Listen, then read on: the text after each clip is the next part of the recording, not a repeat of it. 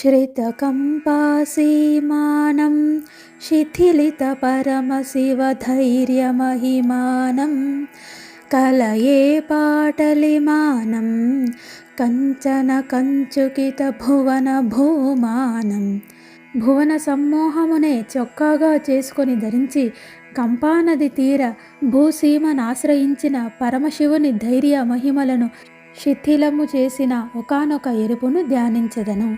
శ్రితకంపాసీమానం కంపానది తీర భూసీమను ఆశ్రయించిన శిథిలిత పరమశివ ధైర్య మహిమానం పరమశివుని ధైర్య మహిమను శిథిలమునర్చిన కంచుకిత భువన భూమానం భువనాదిక వైశల్యమునే కంచుకముగా వేసుకొనిన కంచన ఒకానొక పాటలిమానం ఎరుపును కలయే ధ్యానించదను.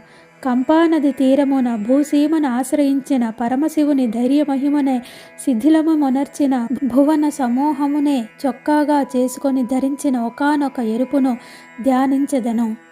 కంపానది తీరమున కాంచీనగరం ఉన్నది. ఆ నగరమందలి దేవాలయమున కామాక్షీదేవి ఉన్నది.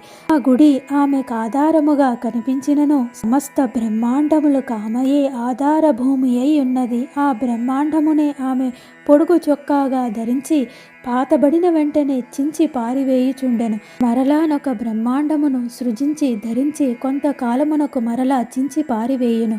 ఆమె ఒక ఎరుపు కాదు, మెరుపు కాదు, ఎరుపు మెరుపు. ఆమె ఒక విద్యుల్లేక ఈ పరమేశ్వరుడు తెల్లని మేఘము కానిచో నీలమే అగుగాక ఆమె మాత్రము మధ్యమున మెరిసి అదృశ్యమైపోవును. బ్రహ్మాండములన్నీ ఆమె మెరుపులోనే కనిపించును. ఆ మెరుపు లేకున్నచో ఈ బ్రహ్మాండములన్నీ లేనట్టివే. భువన సమూహమునే చొక్కాగా చేసుకొని ధరించి కంపానది తీర భూసీమను ఆశ్రయించిన పరమశివుని ధైర్య మహిమలను శిథిలము చేసిన ఒకానొక ఎరుపును ఎల్లవేళలా ధ్యానించెదను.